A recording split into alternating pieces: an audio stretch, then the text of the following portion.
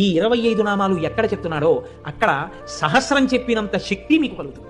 అంత గొప్ప నామాలు నేను చెప్తాను, మీరు కూడా చెప్పండి.